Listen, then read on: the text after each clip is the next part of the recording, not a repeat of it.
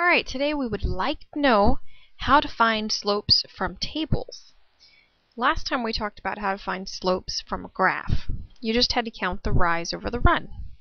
Well, for finding the slopes of tables, I guess we could graph the points and then figure out the slope that way. But we don't want to always have to graph. So, instead, what we probably should look at is the change in the y values and the change in the x values. Because when we count the rise over the run on a graph, we are counting the change in the y values and the change in the x values. So that's what we need to do here. In a table, we always have our independent variable and our dependent variable. Our independent variable is always x, and our dependent is always y.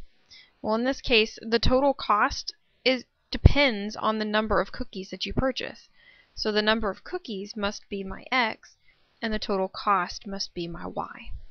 So if I figure out the change in the cost, from 0 to 9, I've increased by 9.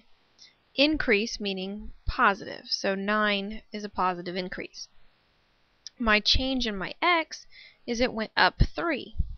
Therefore, it's an up 3 or a change positive 3. And then we simplify. 9 divided by 3 is 3.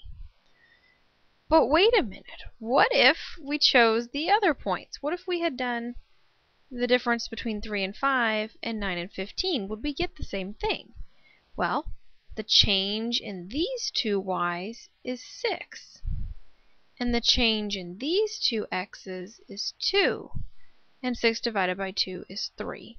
So we do get the same result in a table. So it's just the change in the y divided by the change in the x, and that is how you find your slope. Well, then we might ask, in this particular situation, what does the slope actually represent? Well, if it's the change in the y divided by the change in the x, it's the change in cost divided by the number of cookies, or the change in the number of cookies.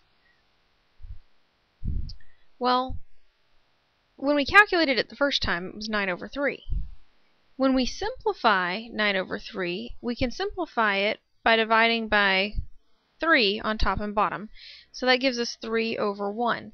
So what this means is that the price of the cookies has to be $3 for every one cookie. So for the slope, it is the cost per cookie. I hope these cookies are really big, because $3 for a cookie, oh my gosh, that's kind of expensive.